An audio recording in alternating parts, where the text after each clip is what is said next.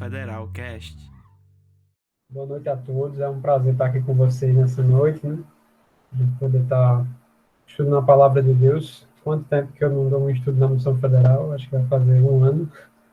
E, assim, eu saí da liderança há pouco tempo, mas tem sido um- uma bênção ver o que Deus tem feito na Missão Federal através da vida de vocês. Amo muito esse ministério, né? Foram 10 anos de Missão Federal aí que eu vivi.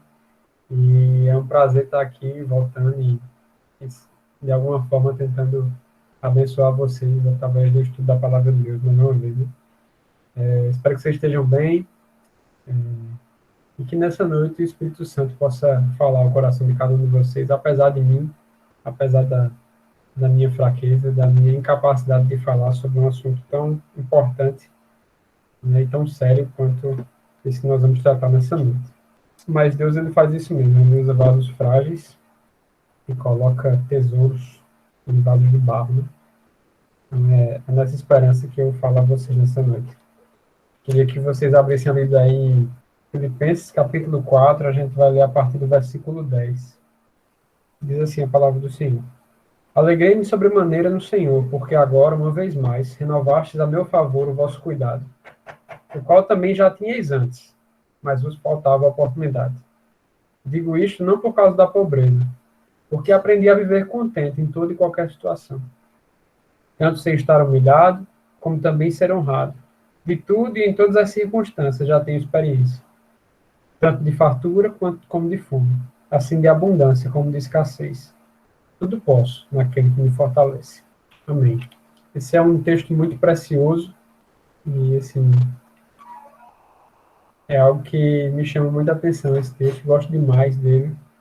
E, como eu disse já, assim, falando sobre esse texto aqui, contentamento, que talvez seja a palavra mais central desse texto, a gente consegue perceber assim que isso é algo que tem muita importância na vida cristã. E, e eu confesso aos irmãos como eu me sinto pequeno para falar sobre essa verdade tão profunda das Escrituras e como eu mesmo preciso aprender tanto sobre isso. Então, para mim, enquanto preparava esse estudo aqui, foi um processo muito grande de aprendizado, de me colocar aos pés do Senhor e clamar pela sua misericórdia, porque contentamento é algo que eu preciso muito na minha vida e tenho buscado aos pés do Senhor Jesus. Então, que Ele possa nessa noite falar aos nossos corações através desse texto. Filipenses, meus irmãos, é a carta da alegria. É a carta onde Paulo fala sobre a alegria o tempo todo, do começo ao fim. E por mais paradoxal que seja, Paulo estava preso, mas estava falando de alegria. E ele fala, alegrai-vos no Senhor, outra vez vos digo, alegrai-vos. Ele disse que as cadeias dele, né, têm contribuído para o progresso do Evangelho. Paulo está com o coração muito alegre, muito feliz no Senhor, apesar de tudo que está acontecendo com ele. E essa sessão aqui, ela vai dar um indicativo do porquê disso, de onde vem essa alegria de Paulo. Nessa passagem específica, e até acompanhando um pouco, pegando um pouco do estudo que vocês tiveram semana passada com o Luiz, Paulo vem falando aqui de como nós lidamos com nossos sentimentos e com nossos pensamentos. Ele vai falar ali de Evódia e Sintique, no começo do capítulo 4, sobre discordância, tá, de como elas deviam viver em união, vai falar sobre alegria, no versículo 4, vai falar sobre moderação, no versículo 5, vai falar sobre ansiedade, no versículo 6, vai falar sobre paz, no versículo 7, vai falar sobre a forma como nós pensamos, no versículo 8, e vai falar sobre como nós devemos imitar os servos de Deus, no versículo 9. Então, ele vai sempre falando, ele vem nessa toada aí, e aí agora, no finalzinho da carta, ele vai tratar de um dos assuntos principais da carta, uma das principais razões pela qual ele enviou essa carta para os filipenses. Né? Na verdade, Paulo estava aqui agradecendo os irmãos de Filipos, a igreja que ele plantou, né, lá na cidade de Filipos, pela oferta que eles tinham enviado para ele ali em Roma, por meio de Epafrodito. Então, ele tinha recebido uma oferta e estava agradecendo a eles por essa oferta. E é muito interessante a forma como ele fala isso, e a gente vai poder aprender um pouquinho aqui a respeito da vida cristã, pela forma como o apóstolo se expressa aqui. Então ele vai dizer isso, né? Alegrei de sobremaneira no Senhor, versículo 10, presta atenção aí. Porque agora, uma vez mais, acompanhe comigo, renovastes a meu favor o vosso cuidado, o qual também já tinhais antes, mas vos faltava a oportunidade. Então, Paulo agradece aqui e começa o assunto do agradecimento pela oferta dos filipenses. Ele só vai concluir esse assunto no final do capítulo. Então, a gente não vai focar muito nisso agora, nesse estudo, mas acho que o próximo estudo vai ter um foco maior nisso. Mas é interessante a gente entender que esse é o contexto que ele vai escrever. Né? É sobre isso que ele está falando. Ele está recebeu uma oferta da igreja que ele plantou, a igreja de Filipos. E diz o texto que ele ficou alegre sobremaneira, ou muito alegre, no Senhor, por causa dessa oferta recebida.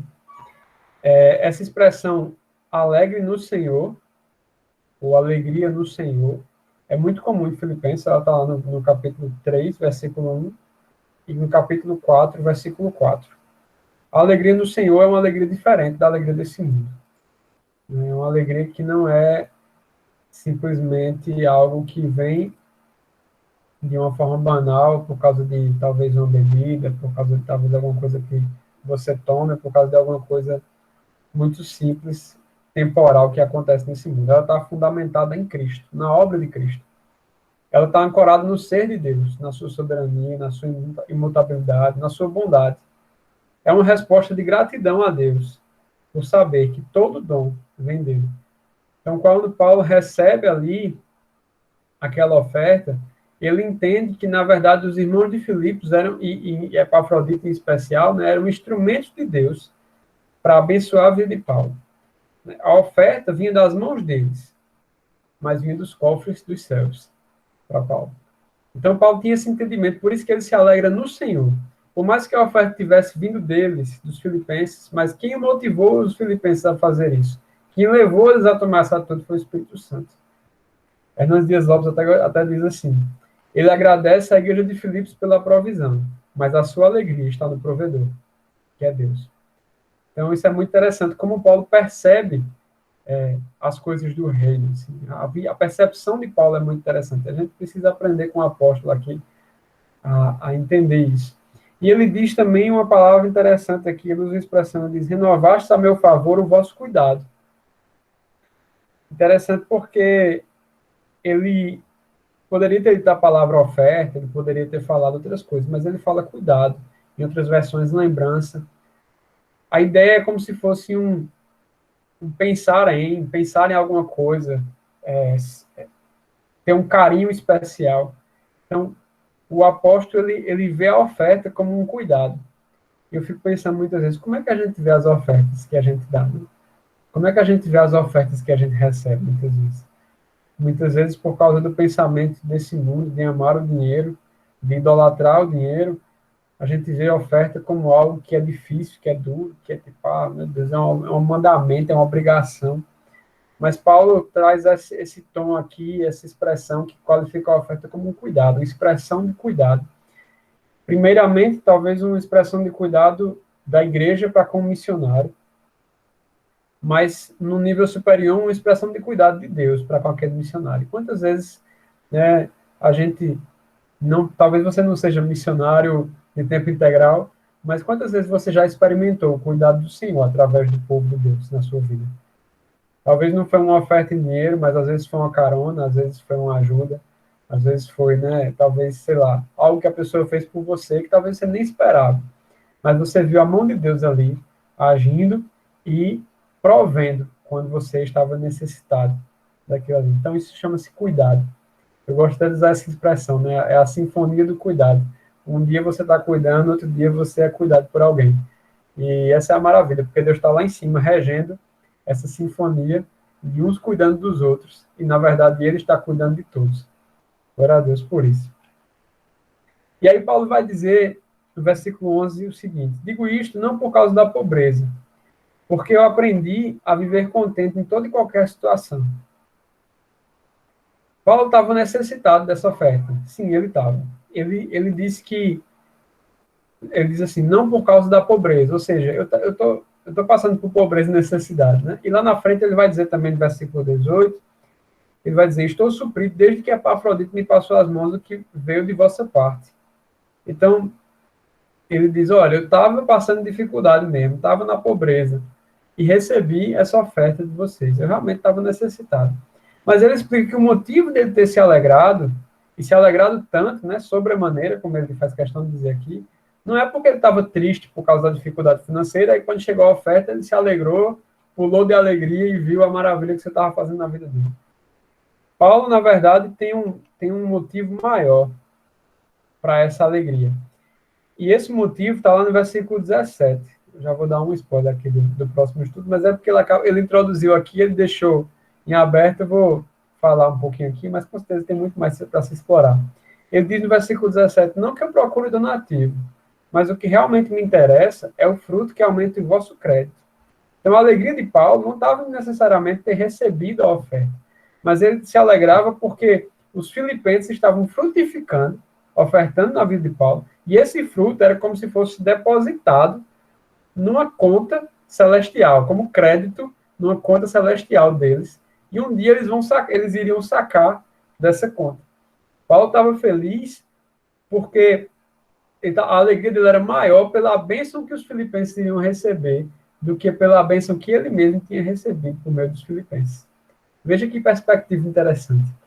Né? Paulo ele é um exemplo de abnegação aqui. Ele estava precisando, ele estava necessitado, ele recebe a oferta, mas a alegria dele está mais do que em receber a oferta, mas em entender e glorificar a Deus pela bênção que os filipenses iriam receber pela oferta que eles estavam dando. Que perspectiva, né? Que coração pastoral o apóstolo tem. Como a gente pode aprender com ele aqui. A alegria dele estava em se alegrar com o que Deus estava fazendo na vida daqueles irmãos, através do que eles estavam fazendo na vida dele. E aí ele passa a explicar agora que a pobreza e a necessidade que ele estava passando não abalou a vida do apóstolo. Ele diz, não por causa da pobreza que eu me alegrei, porque eu aprendi a viver contente em toda e qualquer situação. E aí, se você for olhar o que significa essa palavra contente, né, no grego, essa palavra é autarkes, que é a raiz da palavra autarquia no português. Né?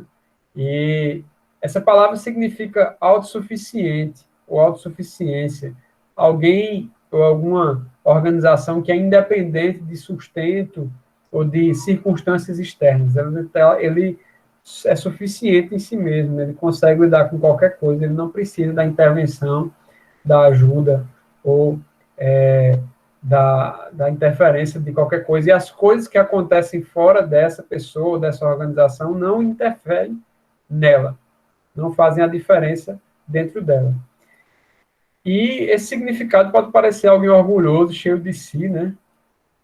Mas parece algo, se você for prestar atenção e estudar um pouquinho a história da filosofia ali greco-romana, vai entender que os estoicos eram os pensadores gregos que seguiam essa doutrina do estoicismo. Eles usavam bastante essa palavra. Paulo não está inovando aqui ao usar essa palavra, mas é uma palavra já muito usada para dizer que, pelos estoicos, para dizer que eles não eram afetados pelas coisas externas, porque eles mortificavam, reprimiam suas emoções e seus sentimentos. Então, os estoicos eram esse tipo de pessoa que dizia assim, eu sou imune às situações da vida. Se a vida estiver bem, se estiver tudo bem, ok. Se não estiver, ok também. Eu não tenho variações, mas eu estou ali estável. Eu sou independente das situações externas. E é como se eu dissesse assim, eu alcancei o nível máximo que um ser humano pode alcançar. Ser uma autarquia era um alvo de muitos naquela época, como um patamar elevado de vida. Independente, você ser independente de tudo e de todos, autossuficiente, não ser abalado pelas circunstâncias externas. Será que parece um pouco com a nossa sociedade hoje? Será que não é isso mesmo que as pessoas estão buscando nos dias de hoje? Né? Essa independência de querer ser independente dos outros, é a mulher que não quer depender do marido, é o homem que não quer depender da sua esposa para nada, também é os filhos querem ser independentes dos pais para tomar suas próprias decisões. As pessoas querem ser independentes umas das outras, não ter que dar satisfação a respeito da sua vida, do que falam, do que fazem, do que postam nas redes sociais. Pessoas querem ser independentes, querem ser consideradas inabaláveis. Ah, não me abala, né? Eu simplesmente sigo em frente, nada me abala, nada me interfere na minha vida. Mas o apóstolo Paulo, ele parece até contraditório de usar essa palavra, né? Porque como é que ele poderia estar dizendo que ele era autossuficiente se não conseguia nem prover para si mesmo o sustento financeiro, estava passando necessidade. Mas Paulo ele pega o termo emprestado e ele dá um novo sentido a esse termo. Paulo é sim completo e não é manobrado pelas situações como uma canoa que vai no meio de uma tempestade no mar. A diferença é que a suficiência de Paulo não está em si mesmo, mas em Deus, não dentro dele, mas fora dele.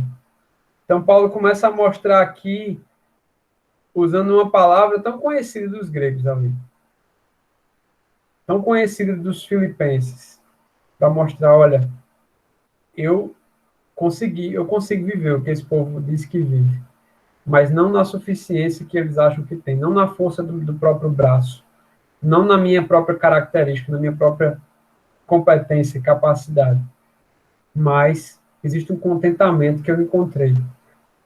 E ele é diferente disso que as pessoas estão dizendo aí fora.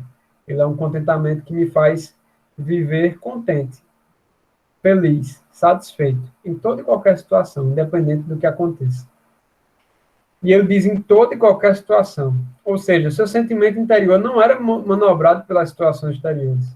O tempo lá fora não definiu o clima no coração lá dentro. E ele diz, interessante, presta atenção no que na palavra que ele usa, na expressão, ele diz assim, eu aprendi a viver assim. Eu aprendi a viver contente. Não foi algo natural. O velho apóstolo não tinha nascido contente. Né? Ele não era da família dos contentes. Mas ele aprendeu a viver contente. Ele cresceu no contentamento. E ele desenvolveu essa atitude.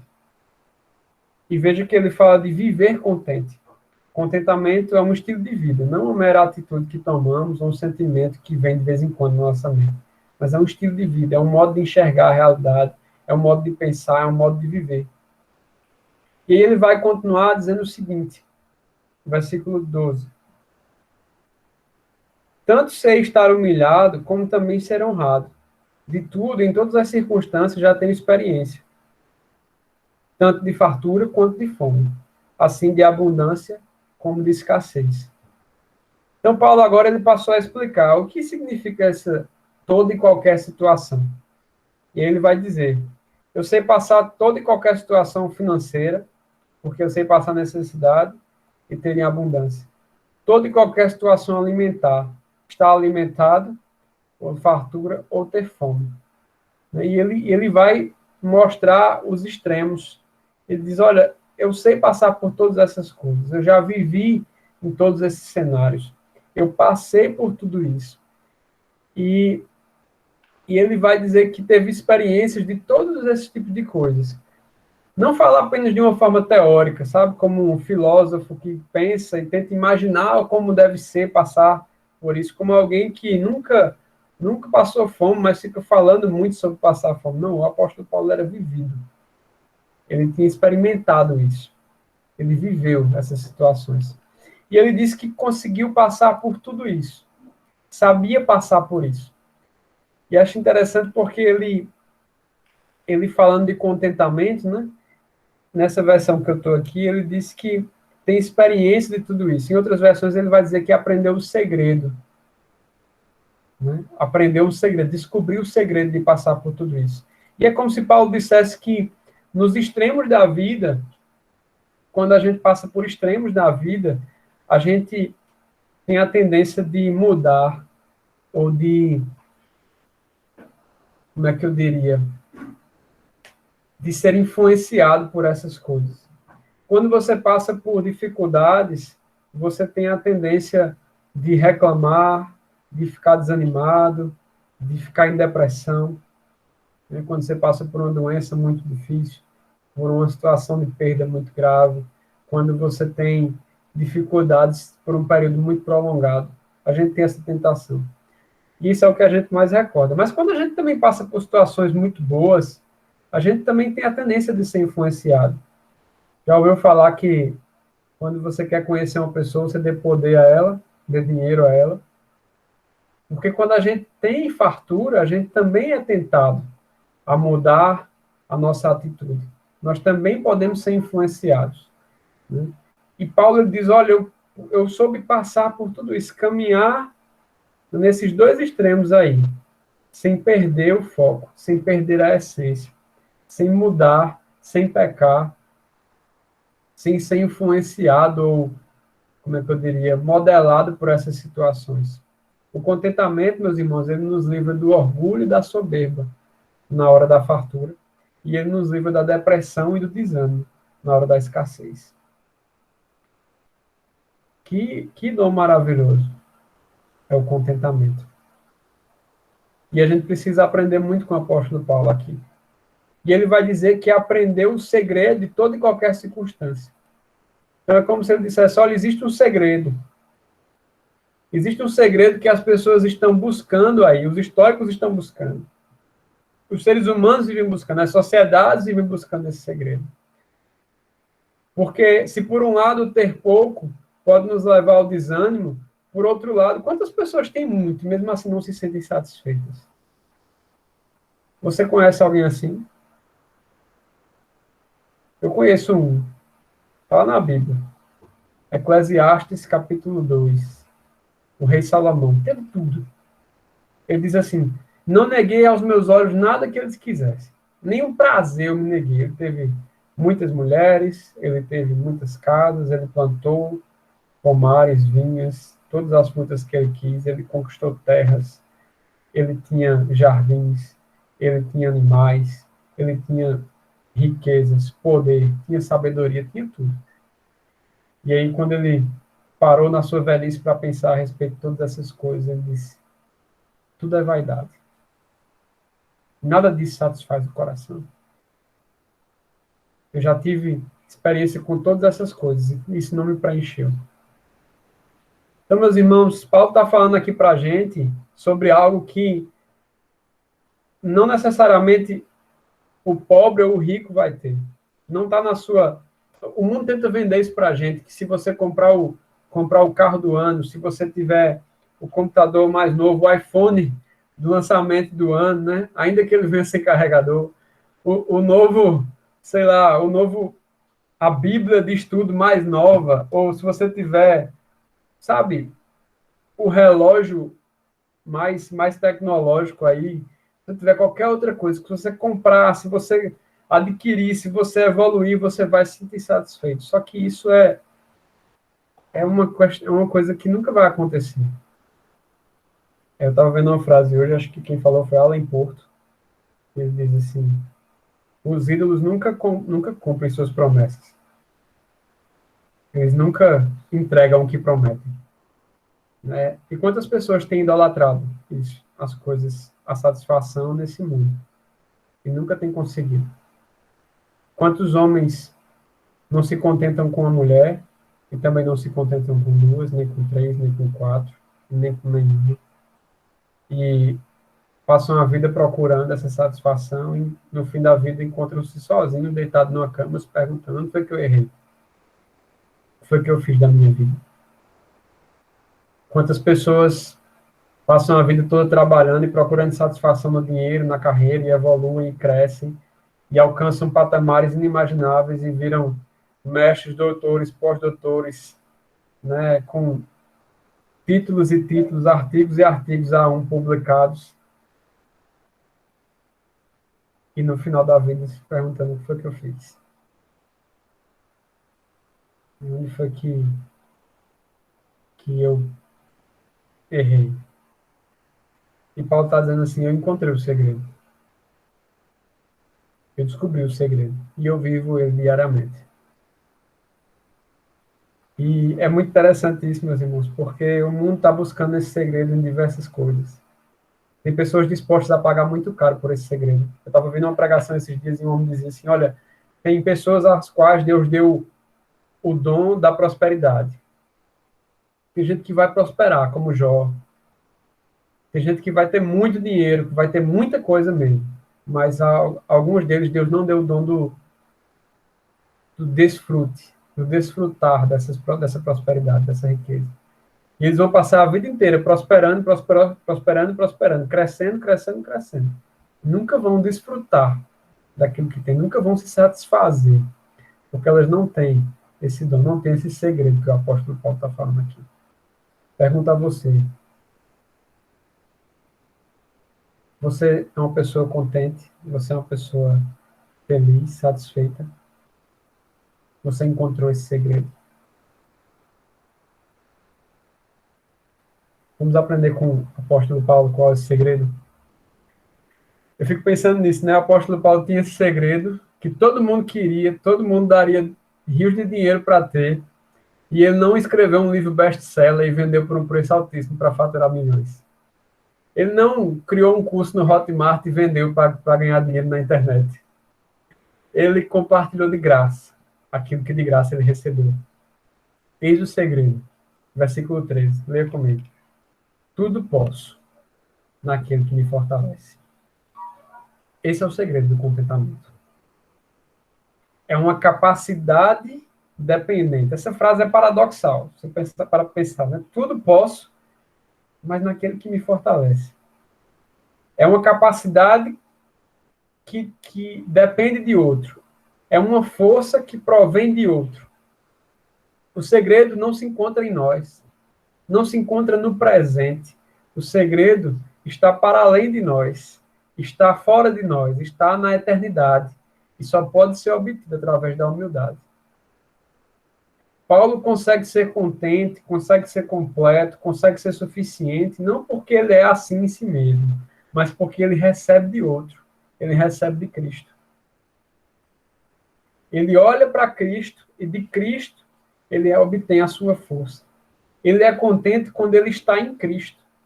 E aqui faz muito sentido porque o apóstolo vem falando sobre isso, ele vem falando de se alegrar no Senhor.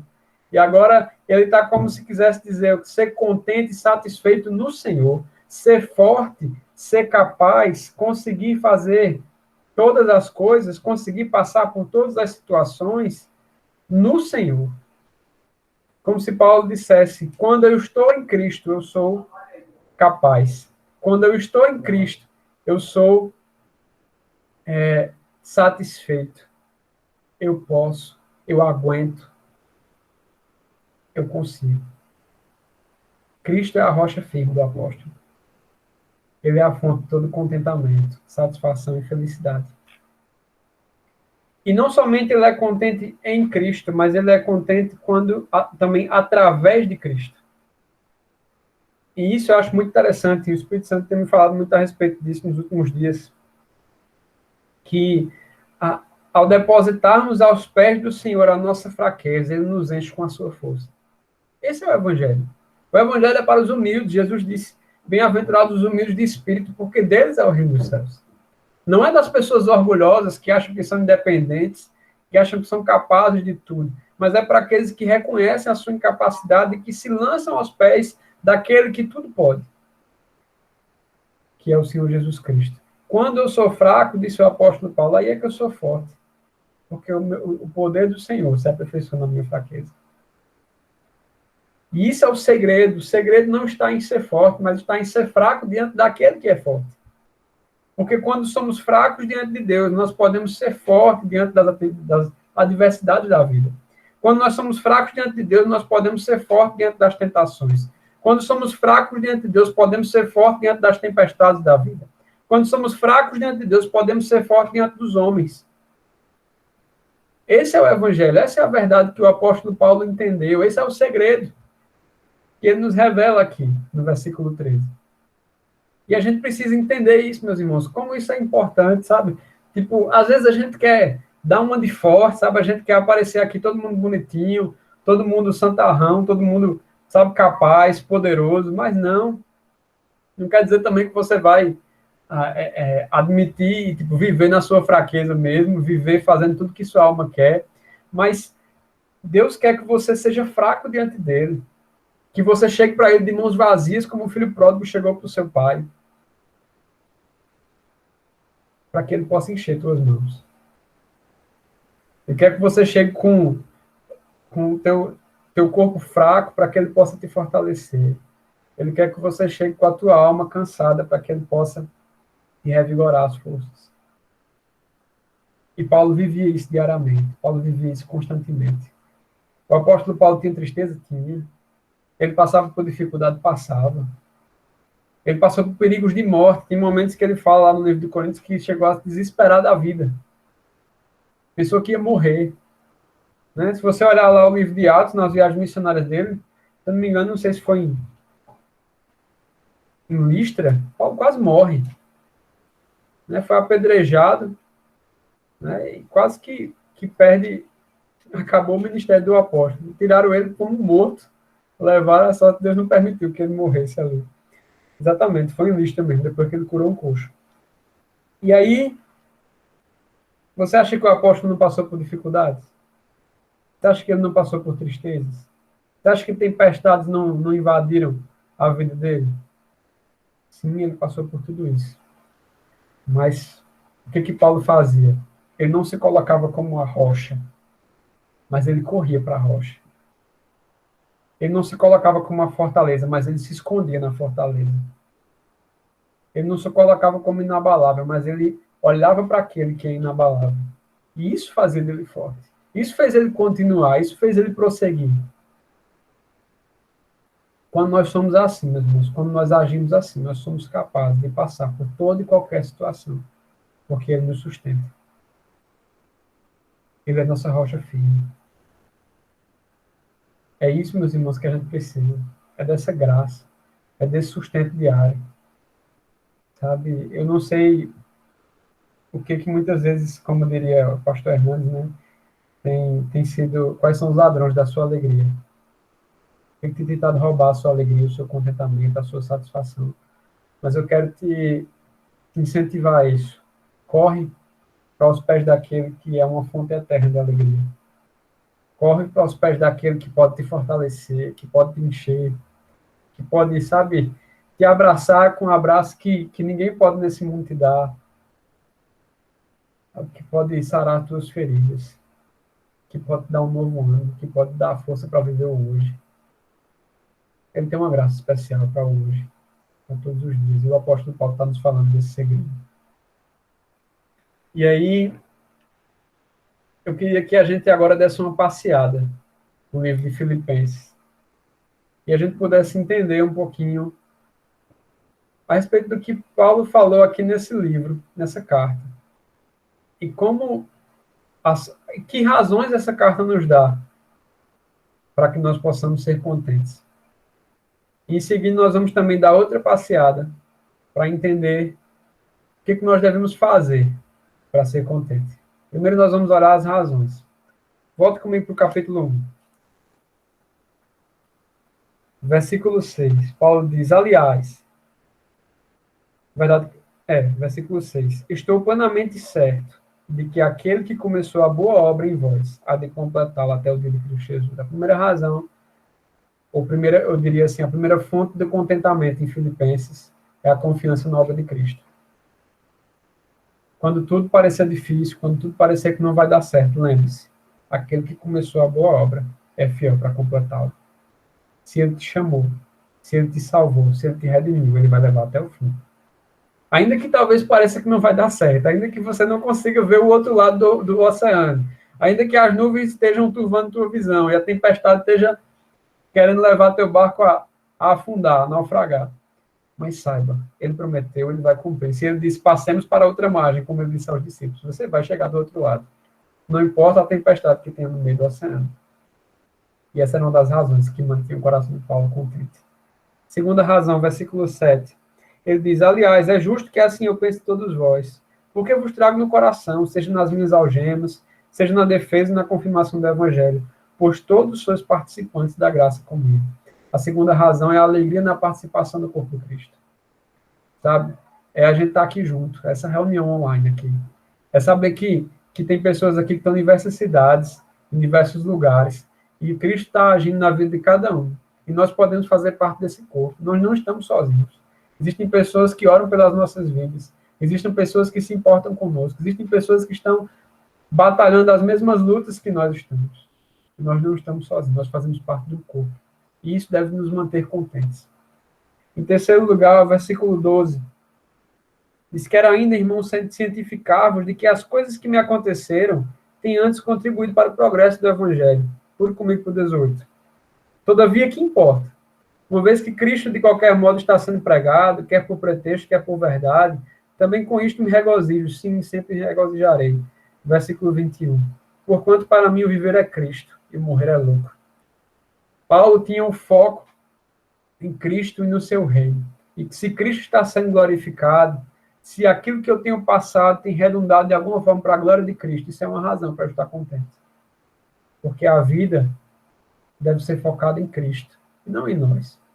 Quando nós tentamos correr a nossa vida, correr a nossa carreira nessa terra, para satisfazer os nossos próprios desejos, alcançar os nossos sonhos, bater nossas metas, a gente se frustra. Mas quando a gente começa a viver para glorificar o nome dele, para fazer a vontade dele, para agradar a ele, a gente encontra contentamento. Se a gente olhar para o capítulo 3, nós temos mais um motivo. Está lá no versículo 20 e 21. Pois a nossa pátria está nos céus, de onde também aguardamos o Salvador, o Senhor Jesus Cristo, o qual transformará o nosso corpo de humilhação para ser igual ao corpo da sua glória, segundo a eficácia do poder que ele tem, e até subordinar a si todas as coisas. Então, Paulo olha para as dificuldades e talvez o coração dele se estremeça.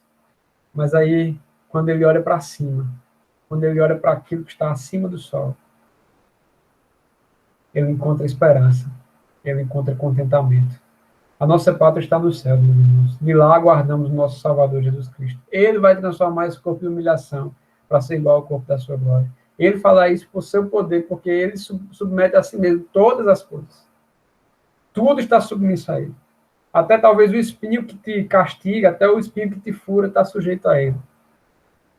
Tudo está sujeito a ele. E um dia não haverá mais dor, não haverá mais choro, mas estaremos todos juntos na sua presença. Dizem que os escravos americanos, né, os negros afro-americanos, no começo ali ali na história, no começo da história da nação, né, dos Estados Unidos, muitos afro-americanos e alguns deles que se converteram diziam o seguinte: nós não temos sapatos. Eles não tinham sapatos, como os seus donos. Eles andavam com os pés no chão. Mas não tem problema, porque um dia nós teremos sapatos. Naquele dia todos nós teremos sapatos e andaremos nas ruas de ouro, celebrando ao nosso Deus, ao nosso Rei. Veja que visão, veja que entendimento, sabe? Que percepção e que contentamento isso traz. Saber que, como diz Paulo, as aflições desse tempo presente não se podem comparar com a glória que há de ser revelada em nós. Sabe? Como ele diz lá em 2 Coríntios, essa leve e momentânea tribulação produz para nós um eterno peso de glória. Sabe? Está fazendo algo. Isso que você está vivendo hoje está produzindo algo. Não é em vão. E Deus está fazendo algo, porque diz lá no Romanos capítulo 8, versículo 28, todas as coisas cooperam para o bem daqueles que amam a Deus. Até o nosso sofrimento, até a nossa dor, até a nossa tribulação. Ainda quando a gente não entende, mas a gente crê. E a gente olha para o céu, a gente olha para a eternidade. E a gente se sustenta nessa esperança. Essa esperança viva. Essa esperança que nos alimenta a alma, que nos revigora as forças. O contentamento deve vir no nosso entendimento da condição que temos em Cristo e da esperança que temos no porvir.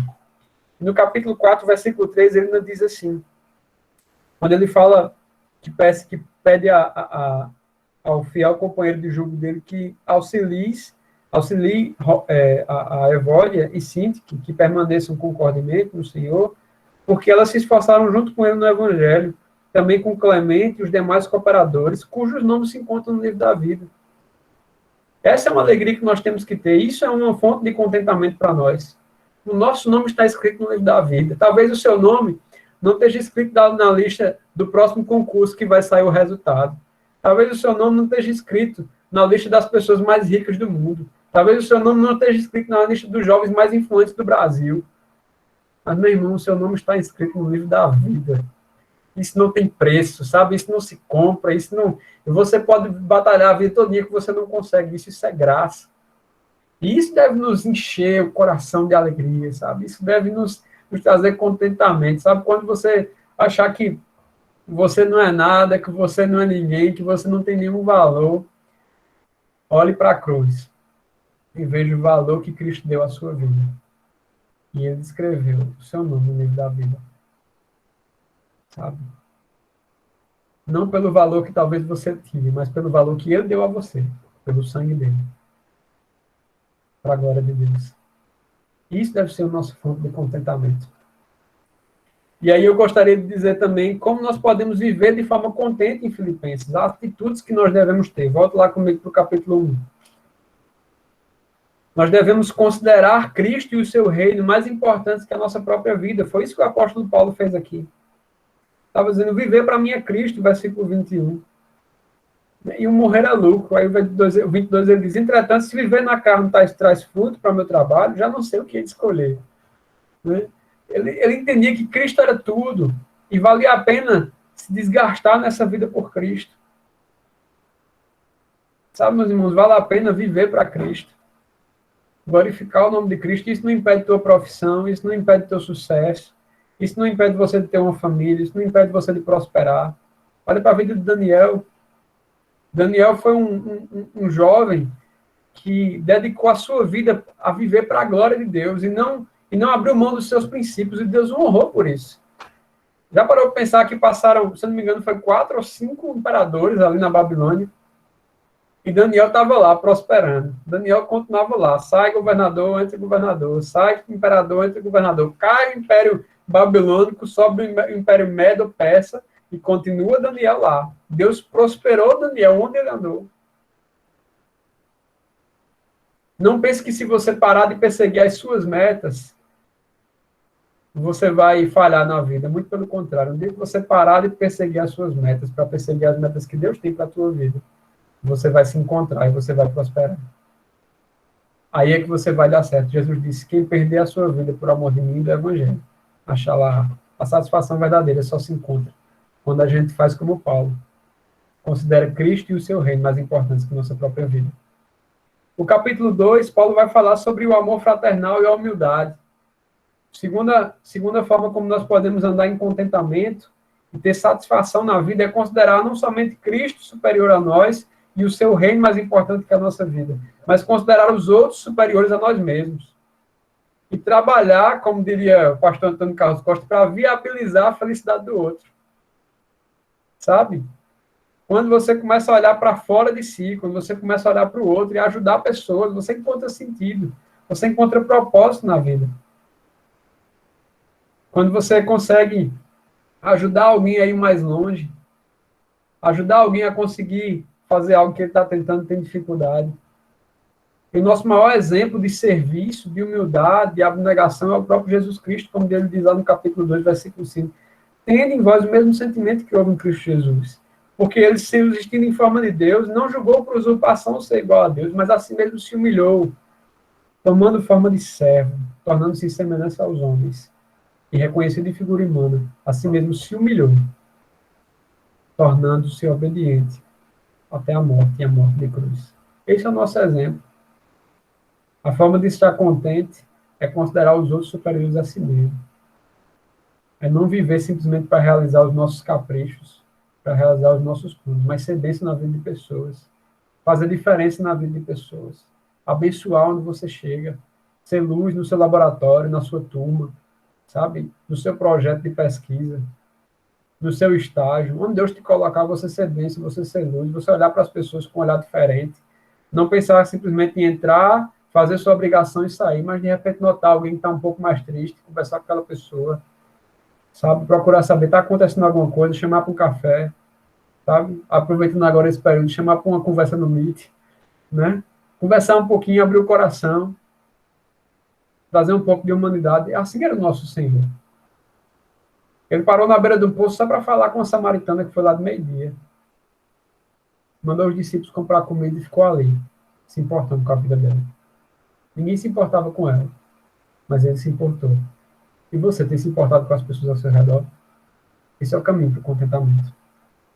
Capítulo 3. Alegrando-se no Senhor. O contentamento vem quando nós nos alegramos no Senhor, entendendo que tudo vem dele. Toda boa dádiva, todo bom, dom perfeito vem do Pai das luzes, em que não há mudança nem sombra de variação. Sabe, quando a gente se alegra no Senhor, quando a gente coloca os nossos olhos no Senhor e entende que as bênçãos vêm dele, que ele tem provido, que ele tem cuidado. Quando a gente para enxergar as coisas que ele tem feito, a gente alcança contentamento. Eu estava pensando hoje, um dos grandes inimigos do contentamento é o ativismo. Já parou para pensar?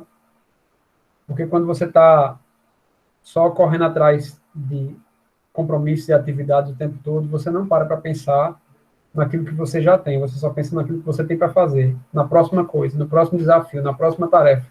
E você nunca para refletir e olhar para o céu assim, dizer assim, muito obrigado por esse dia, muito obrigado pela rotina, muito obrigado pela universidade. Talvez até às vezes você reclame, né? Ah, não aguento mais, tanta prova, tanto trabalho, tanto artigo, tanta coisa para ler, tanta coisa para escrever, para fazer. Mas e quando você fica doente? E passa 2 semanas sem poder fazer nada? E quem ficou com coronavírus agora, entre a vida e a morte? Doido para ter essa rotina que você temos. E aí? A gente tem que encontrar essa alegria no Senhor, no dia a dia. Além disso, fazendo como Paulo, nos versículos 2 a 11, quando ele diz, na verdade, no versículo 8, se você prestar mais atenção especificamente, deveras considero tudo como perda por causa da sublimidade do conhecimento de Cristo Jesus, meu Senhor, por amor do qual eu perdi todas as coisas e as considero como refúgio para ganhar a Cristo. Sabe, perdendo tudo para ganhar a Cristo. Deus talvez não te chame para renunciar fisicamente teu emprego, tua carreira, para sair da tua cidade, como ele chamou Abraão. Mas ele te chama a colocar todas as coisas que você tem, que você faz, aos pés dele, a serviço dele. Outro ensinamento de Paulo sobre como viver de forma contente. Versículo 13.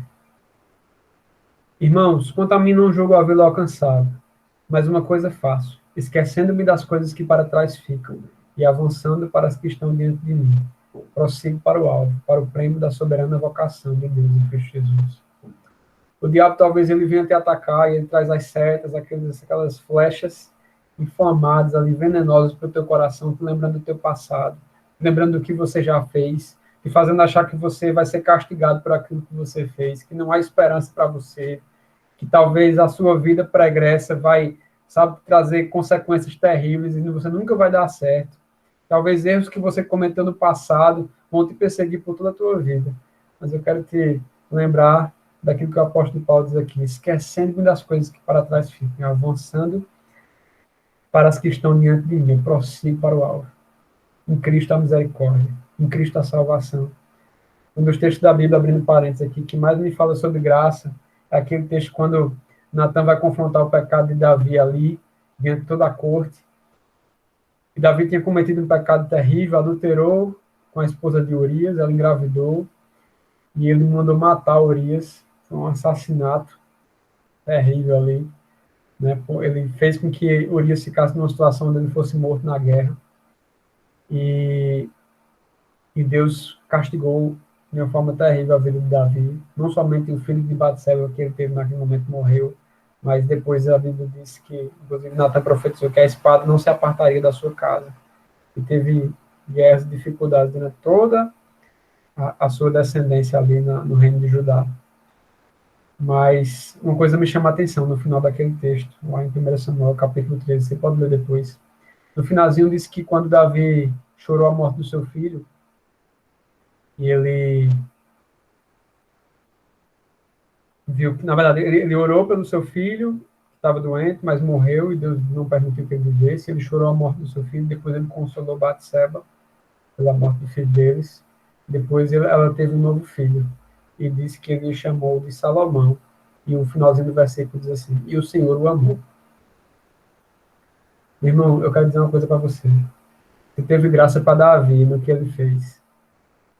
Se Deus amou Salomão, Se Deus teve misericórdia da vida, Davi, tem graça e misericórdia para a tua vida. Não importa o que você tenha feito. Se teve graça para Paulo, que matava cristãos, tem graça e misericórdia para a tua vida. Se lembra disso.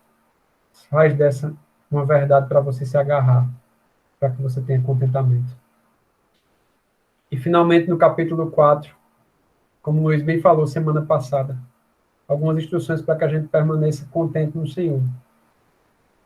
Alegrando-se no Senhor, mais uma vez, no versículo 4. Andando de forma moderada ou amável, né?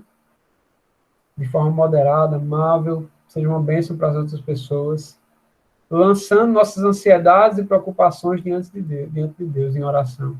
Como eu falei há um pouquinho atrás, sendo fracos diante de Deus, sabe? Chorando mesmo diante dele.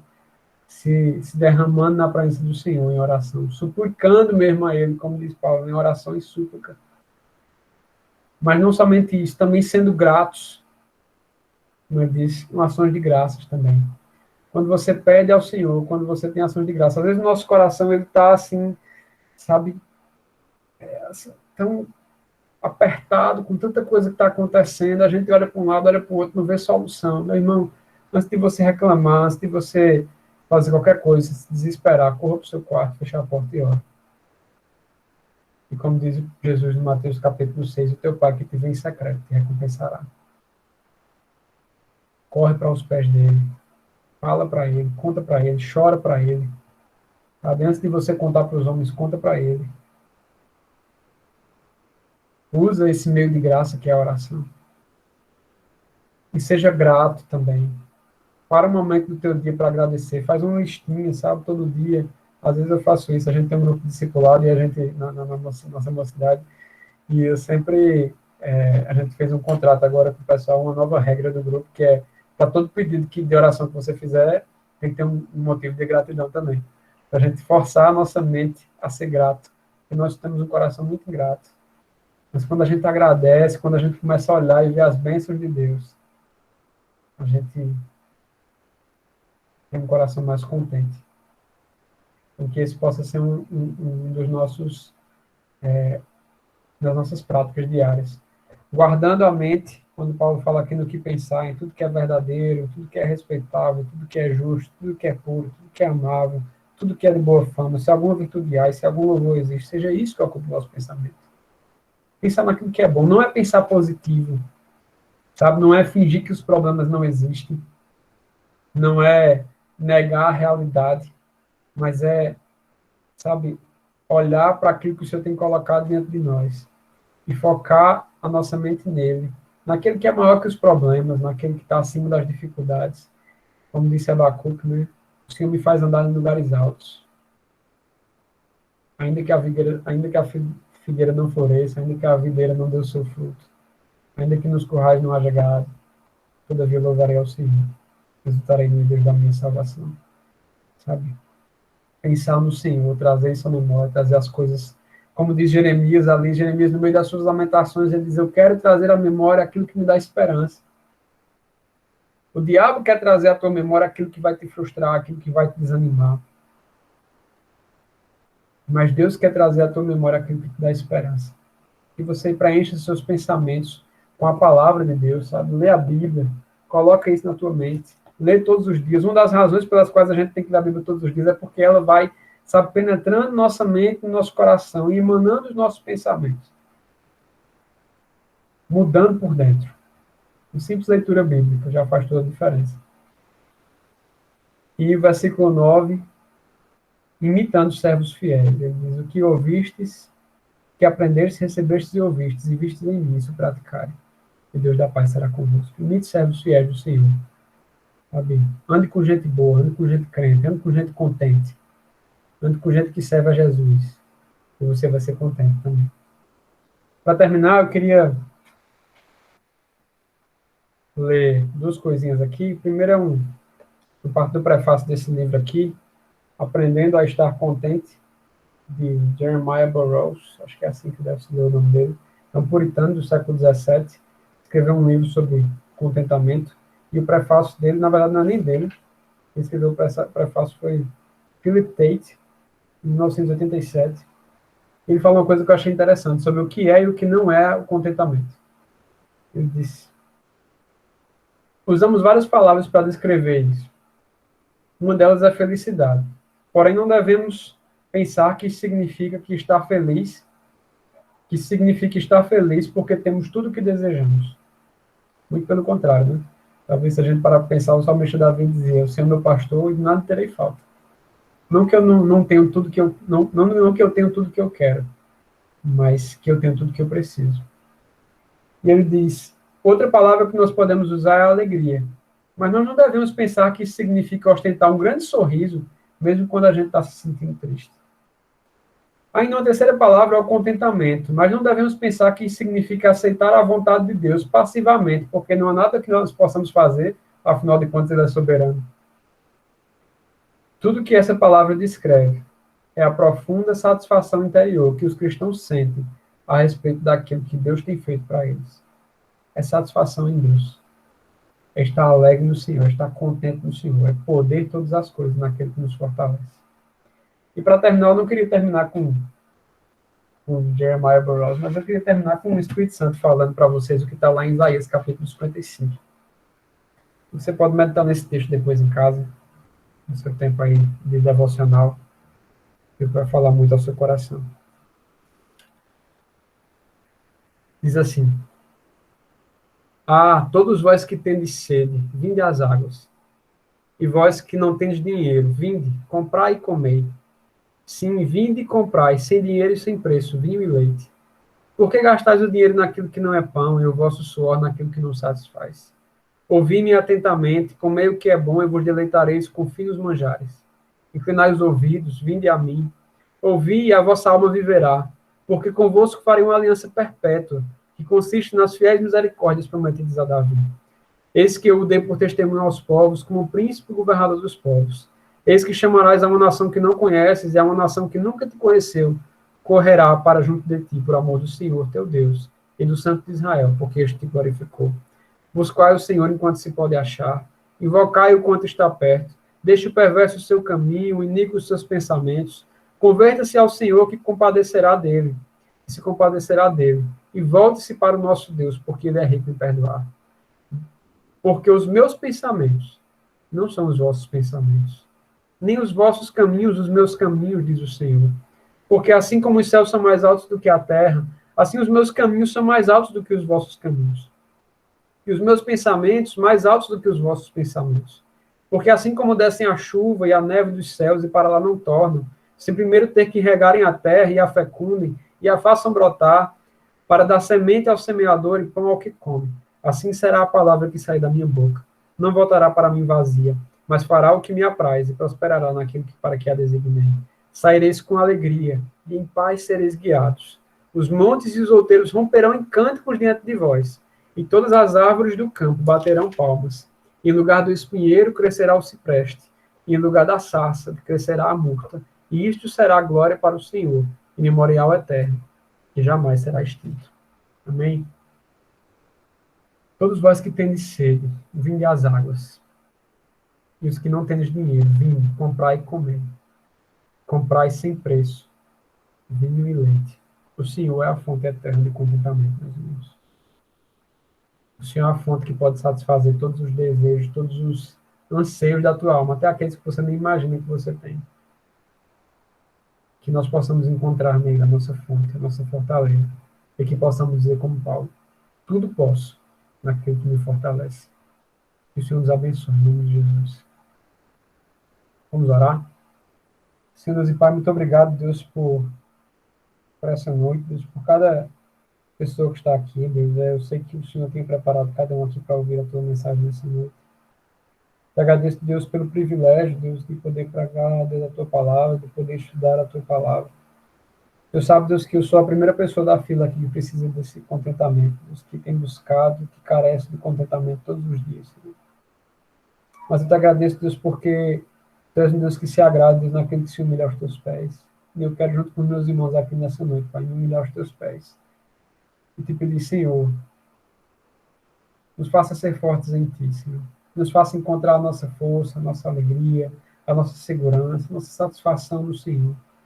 Ó Deus, que as coisas desse mundo, Pai, não brilhem tanto aos nossos olhos como o Senhor, como o teu reino, como o teu evangelho. Ó Deus, que o nosso trabalho, Deus, o nosso estudo, Deus, aquilo que nós temos nos envolvido nessa terra, Pai, não soe tão belo aos nossos ouvidos, Pai, quanto o som da tua voz. Ó Deus, mas que nós possamos nos deleitar em Ti, Te conhecer, Pai, Te amar, Senhor Deus, e nos satisfazermos em Ti. Pai, em nome de Jesus Cristo, Pai, nos perdoa os pecados. Quantas vezes andamos descontentes, quantas vezes andamos tão atarefados, Pai, não temos tempo de parar, de olhar, e apreciar a beleza da vida, Pai, aquilo que o Senhor tem nos dado, as bênçãos das Tuas mãos, e nos alegrarmos no Senhor. Ó Deus, nos perdoa, Senhor. Nos muda, Deus, o nosso coração, nos dá, Deus, um coração, Deus, que Te ama, que deseja a Tua presença, Pai, que age, Deus, de acordo com a Tua vontade, que busca o Senhor em primeiro lugar, que busca o Teu reino em primeiro lugar, e que pode observar, Deus, e perceber as outras coisas sendo acrescentadas. Nos dá um coração, Deus, que sabe, Deus, colocar os outros acima de nós, e não ficar só buscando os nossos próprios interesses, mas buscar os dos outros, viabilizar a felicidade dos outros, Senhor. Ó Deus, assim como nosso Senhor Jesus Cristo foi um servo, nós sejamos servos uns dos outros, Pai. Em nome de Jesus Cristo, Senhor, nos ajude, Deus, a colocar tudo aos teus pés, nossos sonhos, nossos planos, Pai, nossa vida, nossa história, nossa personalidade, Pai, que nada, Pai, seja irrevogável nas nossas vidas, Pai, mas que tudo esteja aos teus pés, ao teu serviço, Pai, para que o Senhor nos direcione, para que o Senhor nos molde, para que o Senhor nos ensine, para que o Senhor nos transforme, Pai, para que o Senhor nos use para a tua glória. Ó Deus, em nome de Jesus Cristo, nos ajuda a ser um povo contente, um povo, Deus, que é capaz de passar, Deus, pela abundância e pela escassez, Senhor. Ó Deus, um povo que é capaz, Deus, de passar pela tribulação e pela bonança, Senhor. Que é capaz de estar no vale da sombra da morte, de estar nos pastos verdejantes, nas águas tranquilas. Mas, contudo, o coração permanece em Ti. O coração permanece cheio, suficiente, satisfeito. Não um povo que não tem tristeza, não um povo que não sente dor, não um povo que não passa por dificuldade, mas um povo que tem uma rocha firme, Deus, na qual pode se apoiar e pode se sustentar em todo e qualquer momento, na hora que a tempestade vem, na hora da abundância, Senhor. Ó Deus, não deixe, Pai, que a dificuldade venha nos afastar de Ti, Deus, pelo desânimo, mas também não deixe, Pai, que a bonança venha nos afastar de Ti pelo orgulho e pela soberba, Pai. Nosso coração esteja firme em Ti, Senhor Deus. Glorifica o Teu nome através das nossas vidas, Senhor Deus. É isso que nós mais queremos, Deus. Esse é o nosso maior desejo, Senhor. Que o Teu nome seja glorificado, Senhor Deus. Em nome de Jesus Cristo, nos muda, nos molda, nos faz mais contentes em Ti, para a glória do Teu nome. Amém.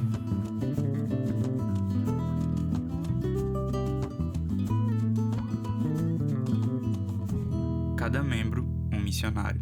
Cada vida, uma missão.